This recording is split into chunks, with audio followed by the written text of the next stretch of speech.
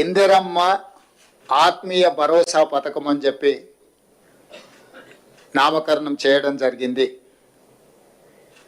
ఈరోజు భూమి ఉన్న వ్యవసాయ యోగ్యమైన భూములకు రైతులకు ఎకరాకు 12,000 ఇవ్వడమే కాకుండా భూమి లేని వ్యవసాయ కుటుంబాలకు సంవత్సరానికి 12,000 రూపాయలు ఇందిరమ్మ ఆత్మీయ భరోసా పథకం కింద ఇవ్వాలని నిర్ణయం చేయడం జరిగింది.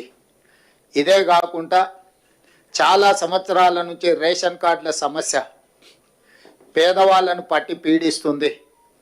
అందుకే రేషన్ కార్డు లేని అందరికీ నూతన రేషన్ కార్డులు ఇవ్వాలని కూడా ఈ మంత్రివర్గ సమావేశంలో నిర్ణయం తీసుకోవడం జరిగింది.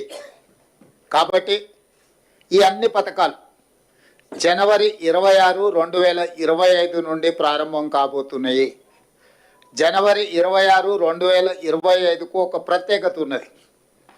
మన రాజ్యాంగం అమలు జరిగి డాక్టర్ బాబాసాహెబ్ అంబేద్కర్ గారు మన రాజ్యాంగాన్ని ప్రసాదించి అమలు చేయబట్టి 75 సంవత్సరాలు పూర్తి చేసుకుంటున్న సందర్భంగా జనవరి 26, 2025 నుంచి పథకాలను అన్నింటిని కూడా అమలు చేయాలి అని చెప్పి మా ప్రభుత్వం నిర్ణయం తీసుకున్నది.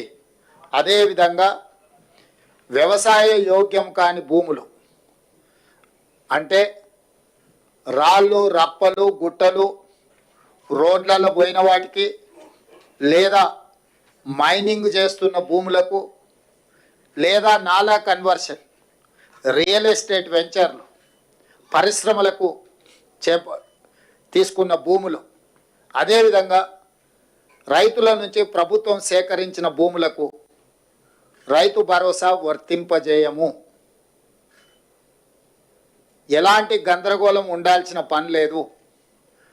రాళ్ళు, రప్పలు, గుట్టలు, రోడ్లకు, అదేవిధంగా పరిశ్రమలకు లేదా రియల్ ఎస్టేట్ వెంచర్లుగా మారిన భూములకు రైతు భరోసా ఇవ్వబడదు. దీనికి సంబంధించి